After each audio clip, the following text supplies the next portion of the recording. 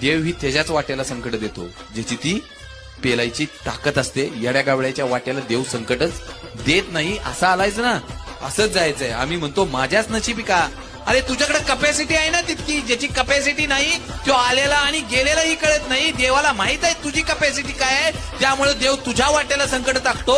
कधी म्हणू नको हे माझ्याच नशिबी का. त्यावेळी लक्षात घे, देवाने एक दरवाजा बंद केलाय ना, दुसरा 100% उघडणार आहे. जेवढी संकट यश देतील तितकंच मोठं असेल. फक्त देवाला एक सांग, देवा तुझा हात माझ्या डोईवर राहू दे, मी हे जग जिंकायची ताकद ठेवीन. माणसाचं मन कायम जुन्या गोष्टींमध्ये रमतं.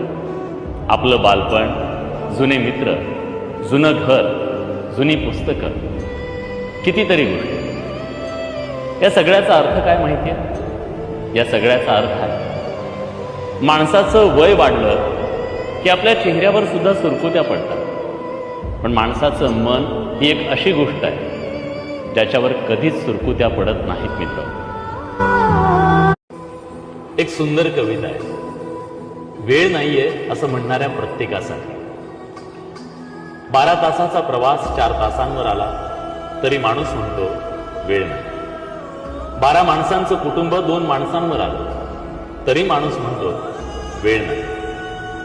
4 आठवड्यांनी मिळणारा निरोप आता 4 सेकंदात पोहोचू लागला तरी माणूस म्हणतो वेळ नाही. घरात वर खाली जाणारा वेळ, श्रम, वेळ लिफ्टनं सेकंदावर आला तरी माणूस म्हणतो वेळ नाही. कधी दूरच्या माणसाचा चेहरा पाहण्यासाठी 6-6 महिने लागायचे.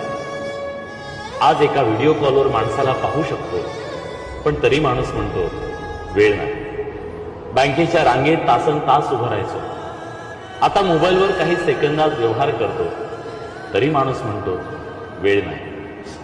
एकेकाळी काही आठवड्यांचा कालावधी लागणाऱ्या आरोग्य तपासण्या आता काही तासात होतात तरी माणूस म्हणतो वेळ नाही. ऍक्टिव्हा चालवताना एका हातात हँडल, दुसऱ्या हातात मोबाईल, कारण थांबून बोलायला वेळ नाही. ट्रॅफिक जाम झाला की 2 लेन ओलांडून तिसरी आपण तयार करतो, कारण वेळ नाही. वेळ नाही आईवडिलांना फोन करायला, वेळ नाही निसर्गात रमायला, वेळ नाही आपल्यासाठी जगायला.